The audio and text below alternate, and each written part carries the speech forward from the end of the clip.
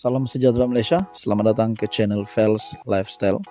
Baru-baru ini kita menyaksikan yang di Pertuan Agong ke-17 Sultan Ibrahim menyerahkan madu kepada Ketua Pesuruhjaya SPRM Tan Sri Azam Baki sebagai simbolik untuk menangkap lebah.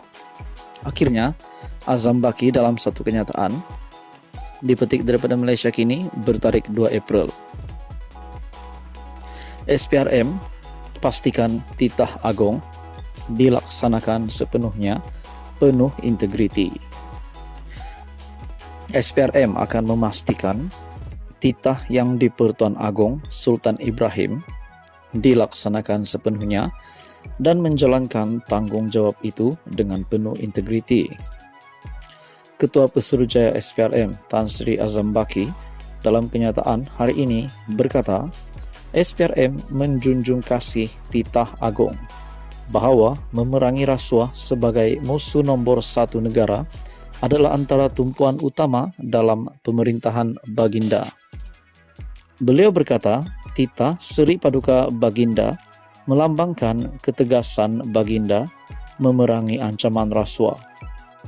Malah perlu dijunjung oleh setiap lapisan masyarakat, kerana rakyat yang bebas rasuah merupakan kayu pengukur dan teras kepada keutuhan serta kestabilan negara. Sehubungan itu, sebagai agensi penguat kuasa yang dipertanggungjawabkan untuk memerangi rasuah di negara ini, SPRM akan memastikan titah Seri Paduka Baginda yang di Pertuan Agong dilaksanakan sepenuhnya dan menjalankan tanggungjawab tersebut dengan penuh integriti, katanya. Azam juga berharap agar semua rakyat Malaysia, khususnya keseluruhan jentera kerajaan, tanpa kompromi dapat berganding bahu bersama Suruhanjaya Pencegahan Rasuah Malaysia dalam menjunjung dan melaksanakan titah berkenaan. Semalam, Sultan Ibrahim dalam catatan di laman sosial rasmi Baginda itu juga bertitah bahawa tempo bulan madu menaiki takhta sudah berakhir.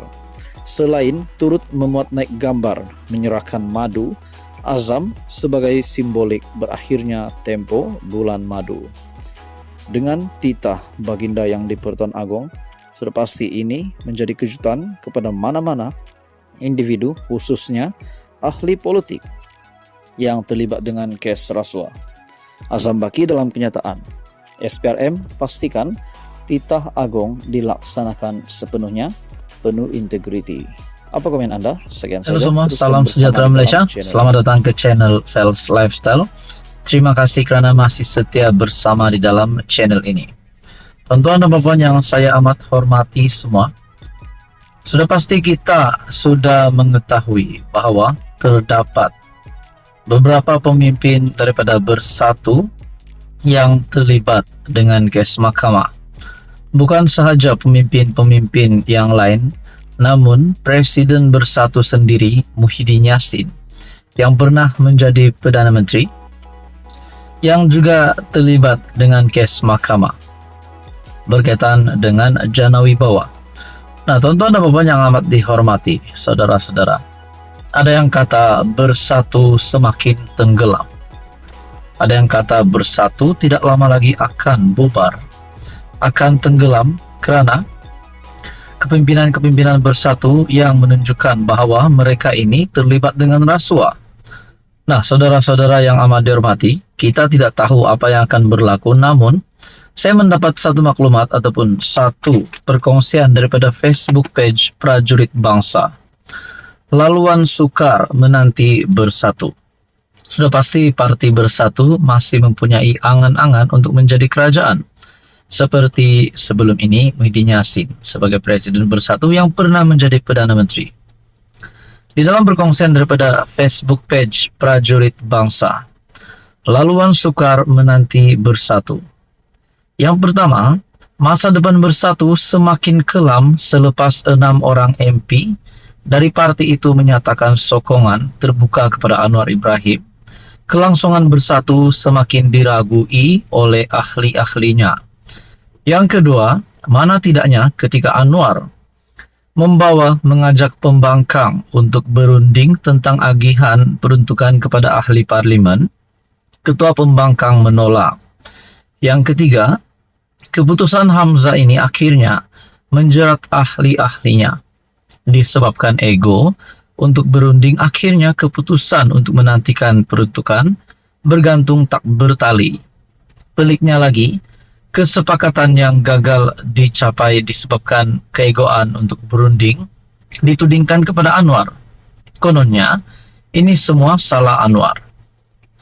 Yang keempat, naratif ini terus dimainkan untuk menghadirkan persepsi negatif terhadap Anwar. September 2023, Hamzah didakwa menolak perundingan peruntukan. Nah, saudara-saudara, ini berkonsen daripada Facebook page Prajurit Bangsa pada 5 Mac. Namun saudara-saudara, adakah yang terkini Hamzah Zainuddin sebagai ketua pembangkang sudah bersetuju untuk mengadakan rundingan berkaitan dengan peruntukan? Nah, kita teruskan di dalam nomor 5. Rundingan ini penting untuk kestabilan politik negara, dan ini bukan pertama kali rundingan antara kerajaan dan pembangkang berlangsung. Sebelum ini, di zaman Ismail Sabri, ia pernah dilangsungkan. Yang keenam, 6 orang MP bersatu bersedia untuk mengosongkan kerusi jika Mahkamah memutuskan untuk berbuat demikian.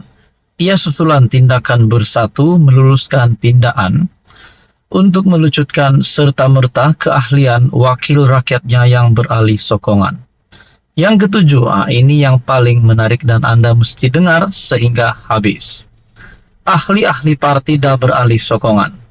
Majelis kepimpinan tertingginya pula sedang menanti perbicaraan mahkamah. Muhyiddin sendiri masih lagi berdepan dengan 4 kes rasuah bernilai Rm 232,5 juta. Bekas Ketua Penerangan Bersatu Wan Saiful pula menghadapi pertuduhan rasuah Rm 6,9 juta, tak termasuk kes amlah lagi. Terbaru, menuduh Anwar menawarkan habuan, kini berada dalam radar SPRM. Ketua Penerangan Bersatu Razali Idris dituduh di mahkamah atas kesalahan menghasut. Timbalan Ketua Bahagian Segambut Adam Radlan berdepan kes pecah amanah, lari ke luar negara, dan namanya telah diserahkan kepada Interpol. Yang ke-10, apalagi yang tinggal pada Bersatu, hanya impian dan angan-angan untuk menjadi kerajaan. Saudara Bapak yang amat dihormati, apa komen Anda berkaitan dengan isu ini? Sekian saja. Teruskan bersama di dalam channel ini untuk info yang seterusnya.